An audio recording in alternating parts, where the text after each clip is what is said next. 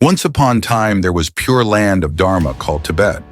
Tibet was full of peace and harmony and spiritual due to King Songtsen and his next ancestors. Trisong has invited Indian master Padmasambhava and other master to spread the Dharma. But after that, times flies, Langdharma came.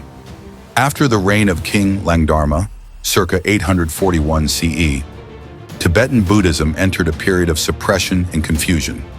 Langdharma was infamous for his efforts to eradicate Buddhism, closing monasteries, destroying scriptures, and persecuting practitioners.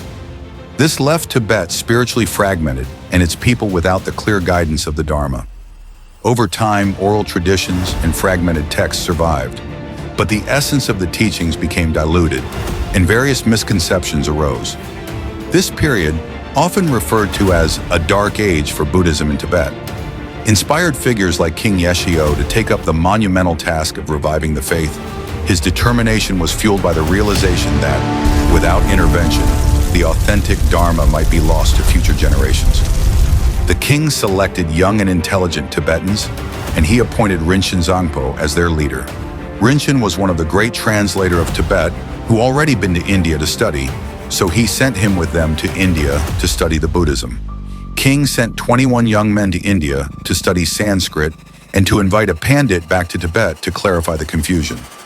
Only 2 of them survived on their journey, and when they returned, they told the king Yeshio that only the great scholar of Indian who is 70 years old, Atisha, will be able to restore the pure teachings to Tibet. Upon hearing Atisha's name, King Yeshio generated great faith in his mind and determined that he would invite Atisha back to Tibet. Immediately, he dispatched a second party to India to invite Atisha back, but the mission was unsuccessful again. So the king decided again to go by himself. But King Yeshio was not disheartened and decided to lead an expedition himself to collect gold in order to send another party to India.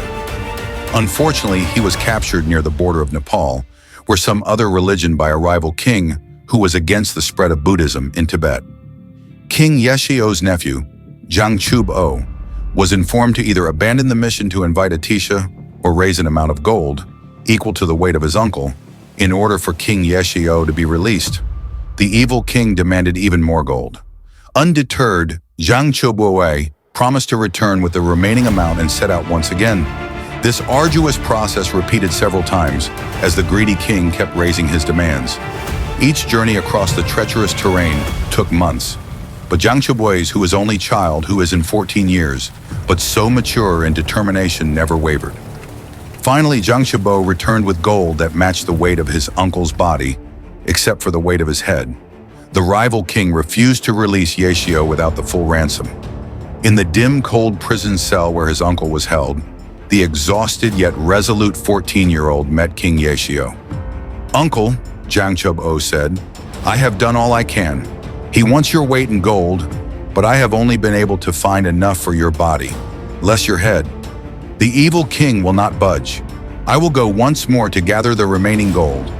No matter what circumstances come, I promise I will invite Atisha to Tibet, even if it costs me my life. Until I return, please reflect on karma and pray to the triple gems. Have courage and create merit." Hearing these words from his young nephew, King Yeshio's heart swelled with pride and sorrow.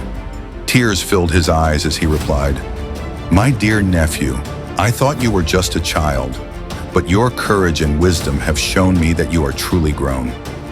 Now I have no fear of death. Forget about me and take all the gold to invite Atisha. If we use this gold for my ransom, it would be a shameful waste. I am old, and even if I am freed, I would not live much longer.